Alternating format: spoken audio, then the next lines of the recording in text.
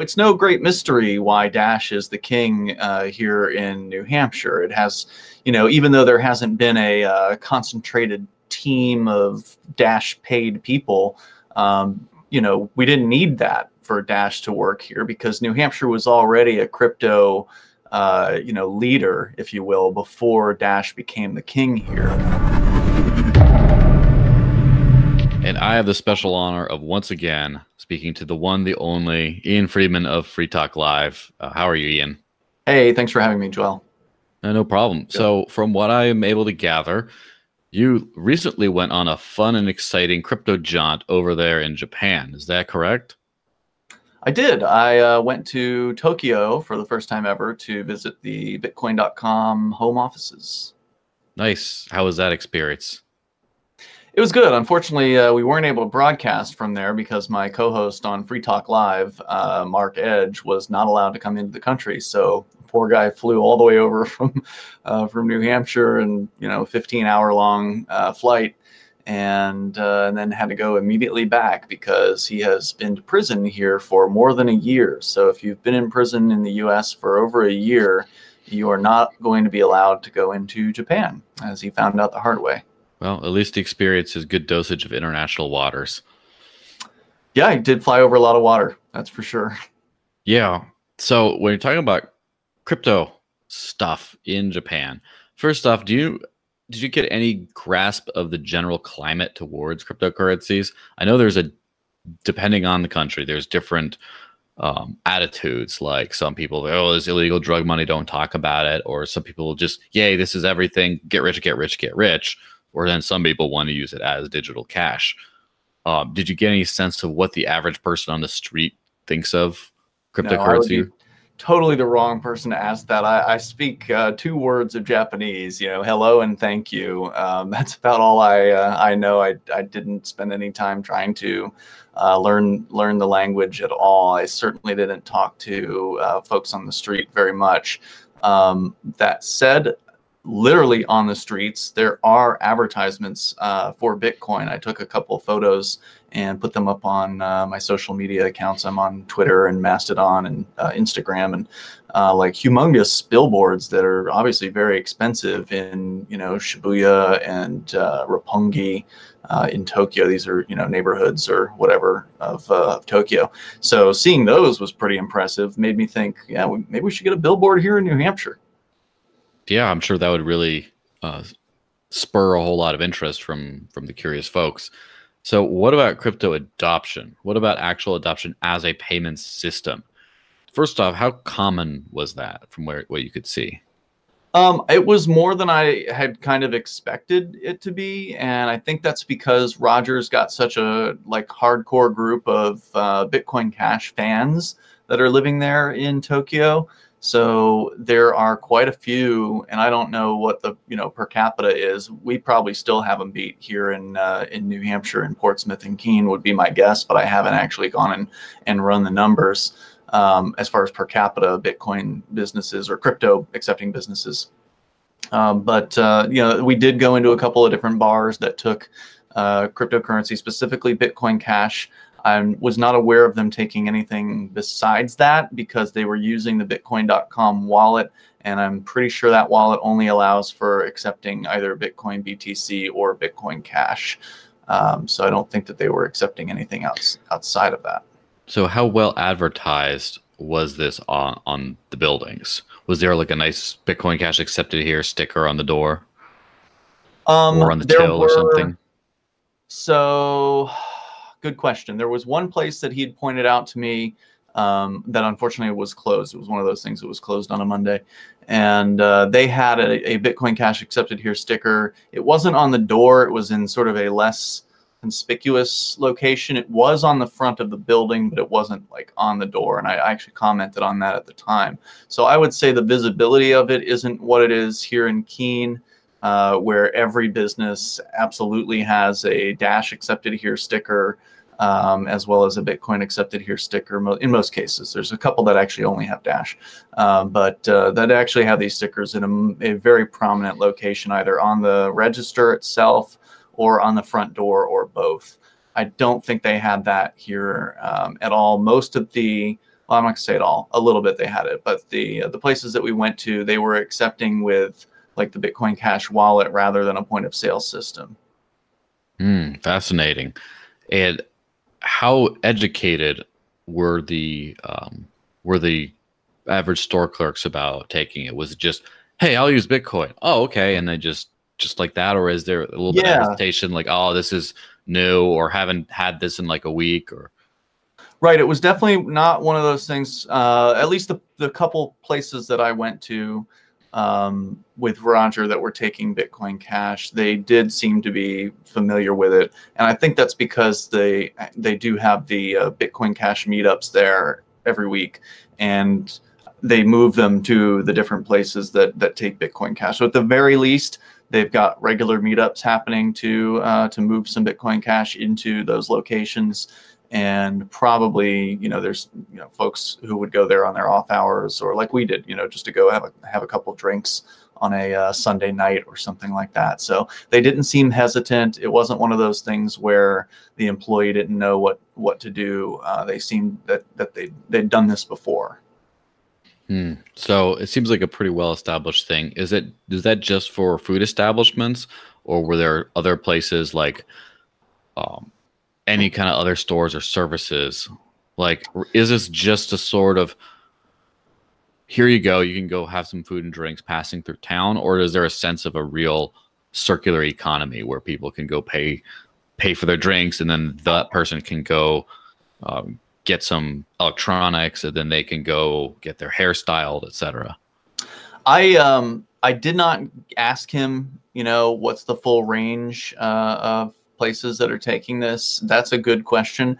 I do know that they have a Bitcoin Cash map of some sort that I haven't actually taken the time to explore. I did notice that Keene is basically absent from that map, so I'm going to probably have to take some time to add some of the local businesses that take crypto, because many of them are willing to accept Bitcoin Cash.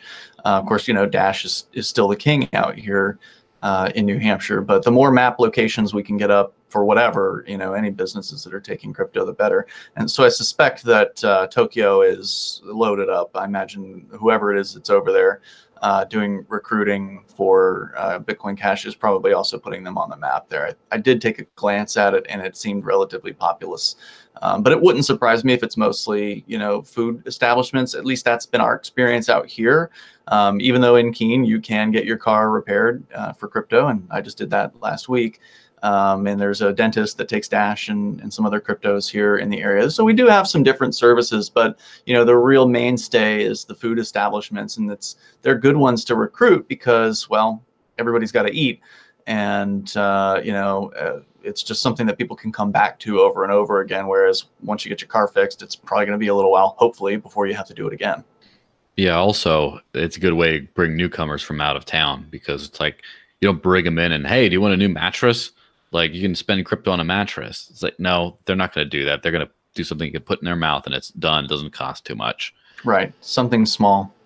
So as far as the group of actual crypto loyalists there, it seems to be more Bitcoin Cash heavy. Is that correct?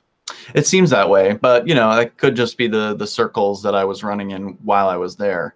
I didn't take the time to see if there are any Dash meetups in Tokyo. It didn't even cross my mind to do that. It was pretty distracted, and even though I didn't have a radio show to do, I managed to keep myself pretty busy while I was out there. Yeah, but there was one observation that I thought was worth sharing. This was what Roger had actually commented. Roger Veer had told me that he felt like that.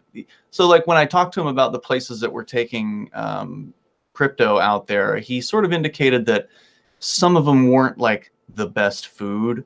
And he said that he believed that some of the business owners out there would be willing to take Bitcoin Cash because they weren't the best place to eat. And so they want business, and so they feel like this is a way for them to get new business in. And I kind of thought that was an interesting contrast to what our experience has been out here in New Hampshire, where the economy here is obviously a lot smaller. I mean, Tokyo is a humongous city with millions and millions of people living there, and so there's a ton of competition for restaurants. Whereas here, you know, we don't have that many places that are all competing, and the ones that are, you know, for New England, pretty good. Like, you know, one of the critiques of New England, of course, is that they don't like tasty food. But you know, we've got Hot Hogs Barbecue here in Keene. They're taking Dash and a couple other cryptos, and they're an award-winning barbecue restaurant. And you know, we have an award-winning, you know, there's some really nice places for New England that are taking crypto. And so here it's more like the business owners are interested in it because their customers are interested in it, and they are wanting to, you know, to service their customers as well as they possibly can. So while Roger's critique of Tokyo is that some of the lesser quality restaurants are taking Bitcoin Cash, out here it seems to be the opposite. We've got some really good places, award-winning places that are taking Dash and a couple other cryptos here in New Hampshire. I just thought that was kind of an interesting juxtaposition, like the difference between trying to spread crypto in a monstrous city where there's a ton of competitors versus a small town where, you know, there's 2 barbecue places, you know, or 2 burger, or, you know, a handful of burger places. So I thought that was kind of interesting. Yeah, it might have something to do with the attitudes of, say you got a big city, everyone's busy, everyone's doing something. Now, well, look, we're already successful. We don't need your help. And then Right. Some businesses being, well, let me try anything to hit that sticks to the wall. Whereas here, it might be the more high quality places that are interested because they got more engaged owners. They're more future thinking. They're more innovative in their thought. They're like, oh, I heard about this. They're more educated, and they're more kind of willing to pursue that. Whereas you might go down to, say, you know, the local kind of food wagon that's been there for 50 years or whatever, and just serves food to drunk people, and they're just like, nah, cash only. It says on the sign, right, cash only, no cards. Yeah, I mean, Roger made that point as well. There was a Korea, went to like the Koreatown area, and there was a Korean barbecue he wanted to go to, but the line was literally out the front door, people waiting for at least probably, you know, 45 minutes to get into the place. And there was another one across the street, which he said wasn't as good, and we were able to get right into that one and sit down. So his point was, why is the business owner with the line out front that, you know, is constant, basically going to even take the time to look at some new payment system? So yeah, I think you're right. The you know, the real nice places that have the best food or whatever are busy. And so, like, that's always one of the challenges here, even in Keene, and I'm sure out on the seacoast where you are. You know, even though it's not Tokyo, these are still busy business owners, and they're still hustling, and they're still, you know, busy. But you're more easily able to connect with them, I think, in a small town. They're more likely to be sitting behind a cash register or in the restaurant, and you know these guys, which is one of the reasons why I've used local business owners' voices on the radio ads that we're running out here in Keene. I've had a radio promotional ad campaign running on about 5 radio stations out here for the past couple of months. And one of the campaigns that I've been running it's got voices of the actual business owners of the places that take crypto in town. And it's like, oh, we're Ed and Melanie from Little Zoe's Pizza, and we accept cryptocurrency.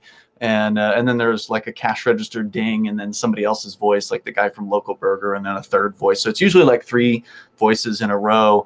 And the reason why I wanted to do that was to bring that kind of the legitimacy to, you know, that way it's not just like an announcer, you know, it's not just some radio announcer talking about crypto on the radio. These are the voices of real people running the businesses, and the people here know who those people are. You know, if we were to run ads like that in Tokyo, it would be pointless, because there's, you know, I don't know, 30 million people or something crazy like that. I don't know what the population is. It's a lot.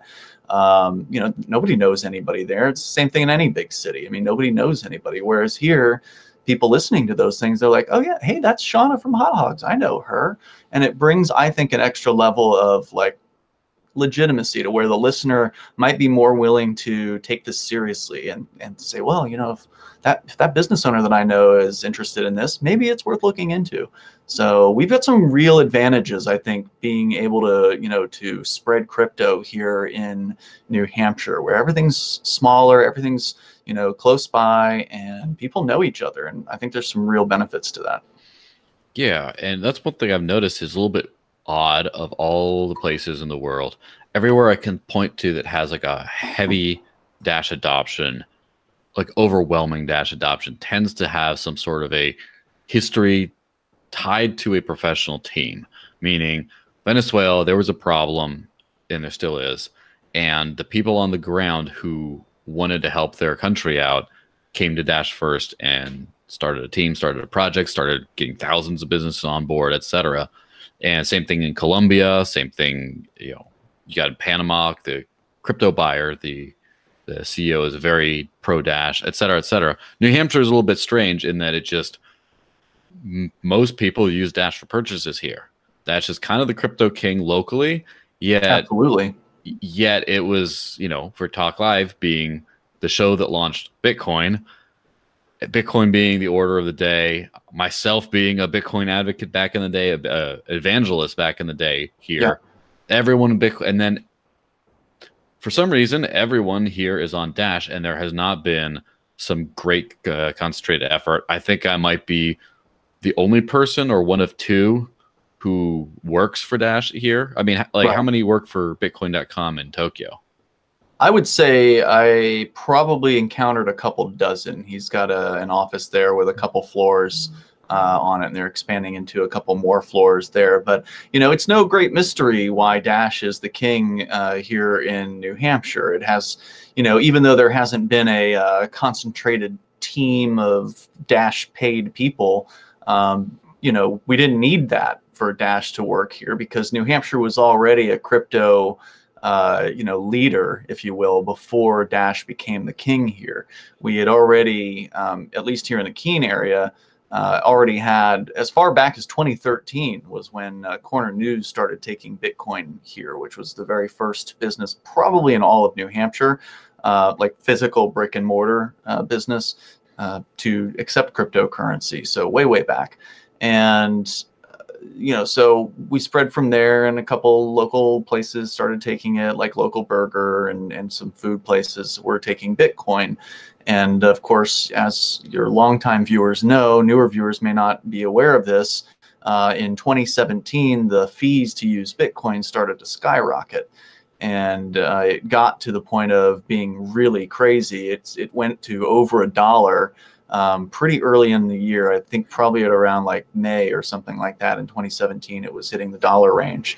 And that is pretty prohibitive. I mean, if you're going to go and buy a hamburger at a Local Burger for $6 or $7, and then you have to pay an extra dollar on top of that just for the cool factor of using crypto, you're going to start losing people at that point. And that's absolutely what happened. Even though we have some real crypto zealots here, you have to be a real crazed lunatic to be able to, justify spending $1 or more on fees.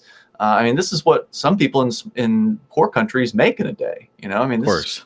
this is one of the reasons why the BTC team is so short-sighted by not caring about what poor people in the world. It used to be that Bitcoin was useful to microtransactions and the unbanked and poor people in countries where you're making $1 or less a day. It was useful in the past when it used to be like a cent or two to send a Bitcoin transaction, but that stopped.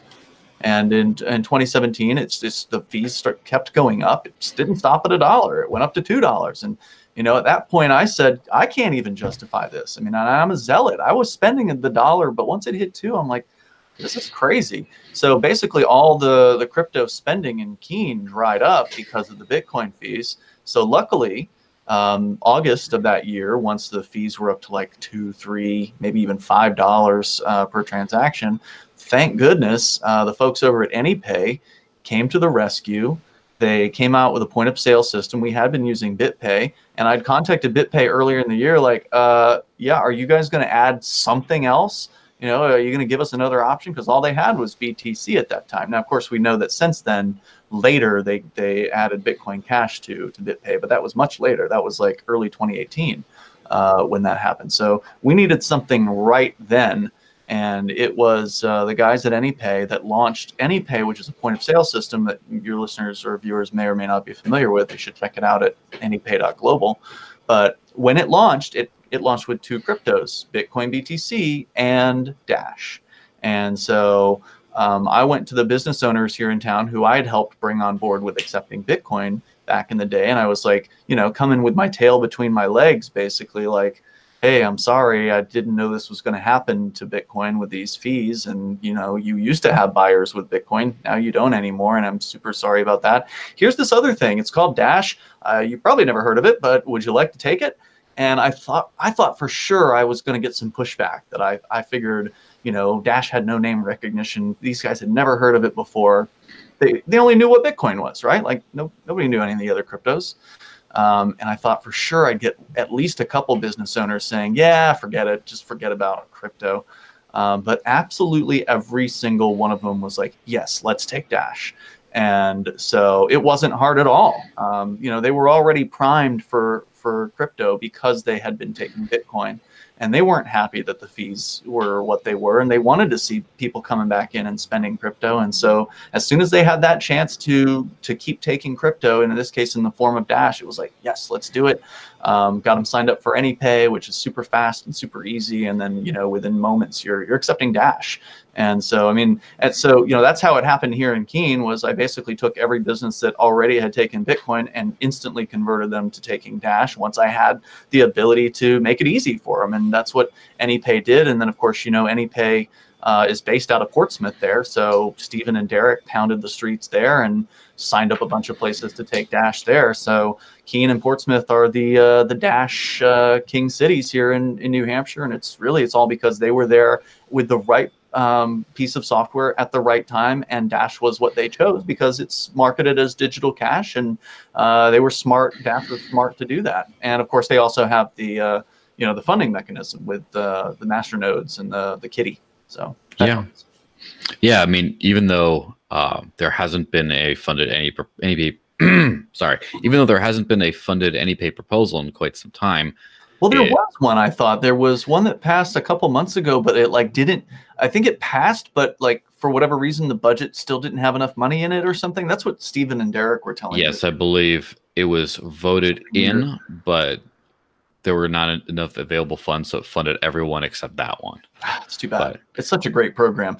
That was another key factor is to besides the fact that Dash was there at the time when it was needed, thanks to AnyPay.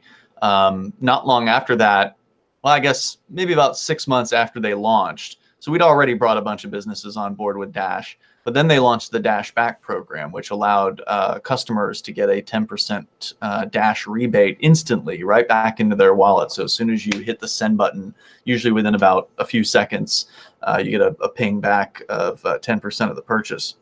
And they had actually had extended that to the business owner as well.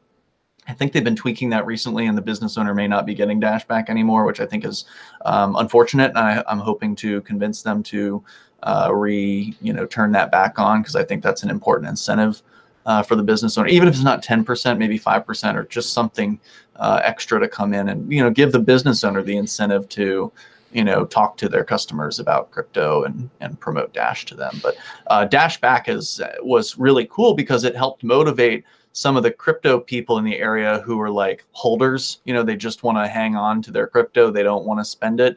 It actually encouraged them to go ahead and spend their crypto and buy more of it, so they could then spend that. Because without Dash Back, without that incentive of getting a better price for spending crypto, there's a lot of crypto people who sadly they don't want to spend. And honestly, that's one of our biggest challenges, at least out here in Keene, is getting crypto people to spend it rather than just hold on to it. So Dash Back is pretty important. So I hope the Dash masternodes out there will continue to support AnyPay, because Dash Back is such a cool program.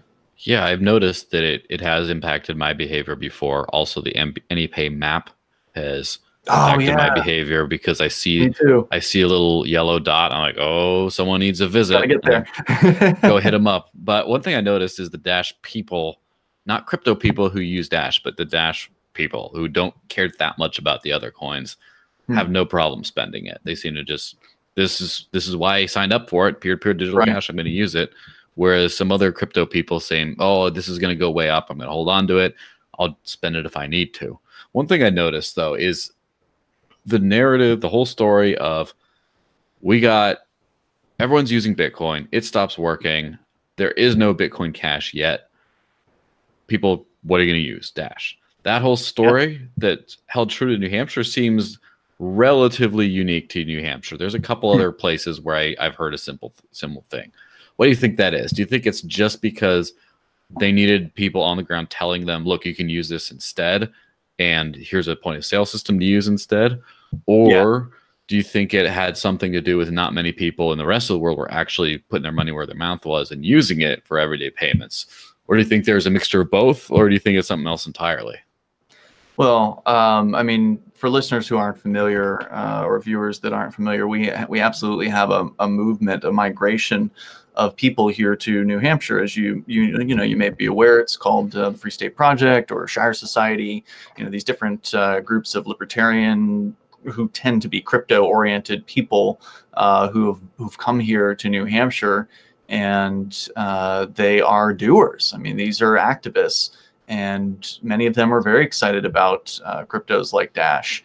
And so you've got these sort of self-motivated people who, we're not in it to make money, because you don't make money bringing a business on board with crypto. I wish you could, because if you could, then maybe somebody would go out there. There and do was it an AnyPay bounty to do such a thing when there was treasury funding.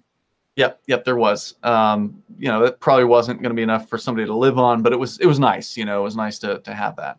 But still, just the fact that we're zealots and liberty-minded people who also love cryptocurrency, that is, that's the reason why we have this concentration here. Otherwise, you're just, there's going to be a fanatic here and there across the country, and they're going to do everything they can. But, do they really have the kind of the backup that they need? Do they have the internal motivation that an activist does?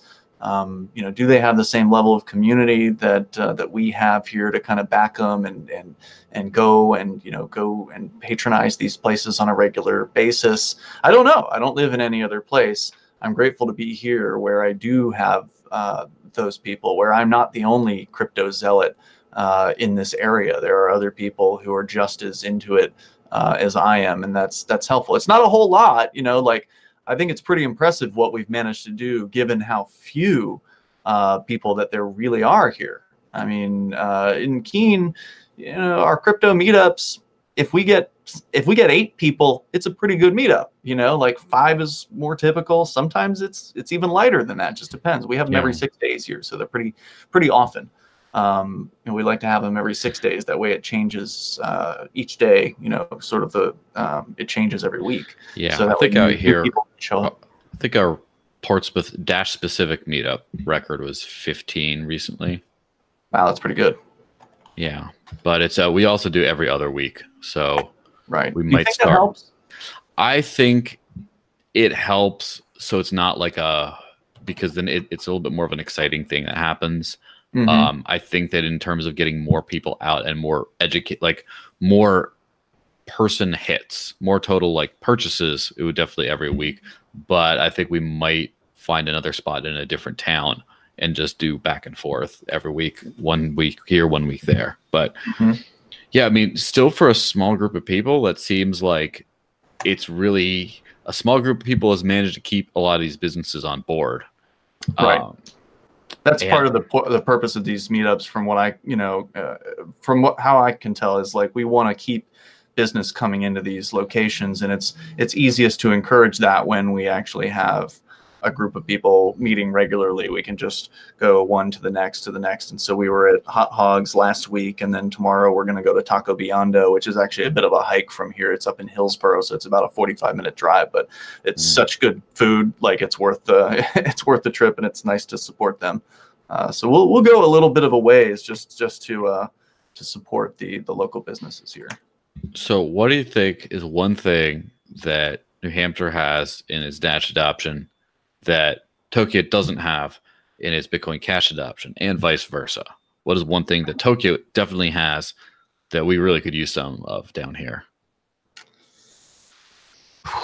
Well, that's a tough question to answer. I mean, given how small of an amount of time I actually spent in Tokyo, I'm probably, about as uninformed as somebody who hasn't gone to Tokyo. I mean, I was there, and I went to a couple places that that took Bitcoin Cash while I was there. But I don't know, man. Like I was saying before, I feel like we've got it better here in New Hampshire because we're more concentrated. Although to be fair, there were actually, I figured we'd have to like go a ways in Tokyo to find like one place versus the next place, but they actually had a concentration of some places that were nearby one another. I mean, there were literally 3 places within sight distance of one another, essentially on like the same street that were taking Bitcoin Cash. So they've actually done a decent job of getting like a concentration of locations, or at least that was the impression that I got from the area that I was in.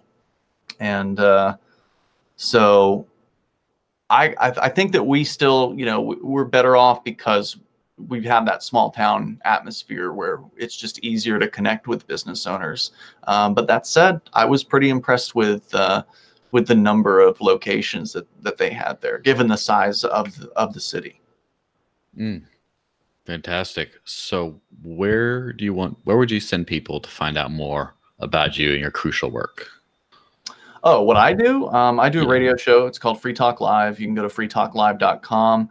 I'm also a blogger at freekeen.com, and there's a lot of coverage of like kind of the crypto scene here in New Hampshire on Freekeen. So whether it be the expansion of Dash, and of course we've got something else I should mention, another interesting comparison between Tokyo and here in New Hampshire. In Tokyo, they had all of 3 cryptocurrency vending machines, at least according to Coin ATM Radar, which is kind of like the go-to site to find a crypto vending machine.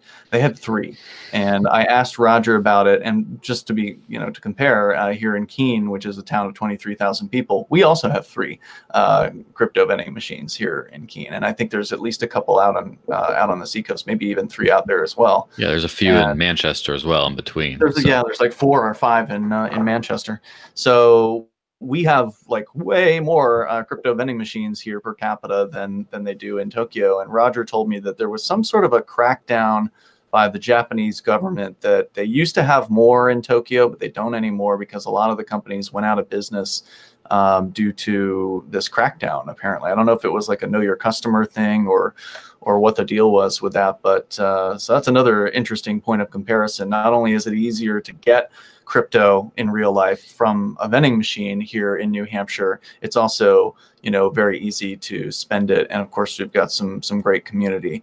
But then again, they do have quite a few people going to their meetups out in Tokyo. I think it's great. I think it's, they're 2 very different places.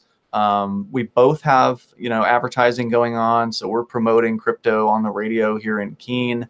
I've done like, newspaper ads here as well. So I've kind of tried to hit the old media. They got billboards there in Tokyo. So, the word's getting out.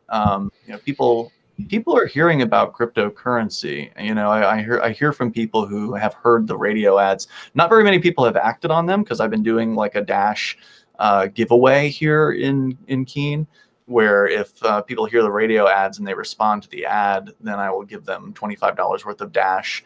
And actually, Roger stepped up to match that with Bitcoin Cash. So I'm giving away $50 worth of cryptocurrency to people. So your viewers can't get that deal because you actually have to live here. So if you live in Keene and you've never had crypto before, so you have to be like a newbie. I don't want to give free crypto to somebody that's already had crypto. Yeah, the Groucho Glass trick doesn't work. But it's interesting that I've run these ads pretty heavy over the last few months, and like more than a month, it's just been the giveaway ads. And I haven't gotten as much interest as I kind of expected to, but I still hear from people that they're hearing the ads. So I know the ads are making an impression on people. I know that, I'm getting feedback from people that they are actually hearing them. So it's really hard to actually give away money to people, which is interesting. So. I think people don't trust it. They think there might be strings attached. I think you're probably right about that. And yeah, there is a string attached, and that is that I'm going to check and make sure that you actually, live in the area before I give away free money. So, I do ask for like a phone number, and, I'll send a text message or make a voice call just to verify that the person's a real person. They actually have a 603 area code or whatever. But still, I think you're right. I think it's just sort of a natural skepticality that that people have. But nonetheless, we're doing everything we can to brand it. I would like to say, to people out there, if you love crypto, whether it's Dash that you're a fanatic with, there's no better place to be for Dash spending than New Hampshire. So, get up here, especially if you're a libertarian. You really ought to be here with us. The more we can grow the crypto economy here, the better off everybody's going to be. The more crypto spenders that we can have here, the people that are willing to go out into the community and spend your Dash, go get some more Dash and then spend it. The better off we're going to be, the more happy these business owners are going to be, the more business they're going to have doing, doing crypto sales. And that's what we want, right? Like, that's why we're into Dash, is because we want it to be used. We want crypto to be real. We don't want it to be this thing that's holding value and that people are just kind of trading on the internet. We want it to be in real life. And there's really no better place than New Hampshire, whether you end up in Portsmouth or Manchester or Keene. The southern tier of New Hampshire is definitely the hot place for spending crypto in real life. So I'd like to encourage you to pick up your lives and get up here and join us. Well, fantastic. Well, thanks very much for spending time to chat with me. I'm sure everyone will find this very enjoyable.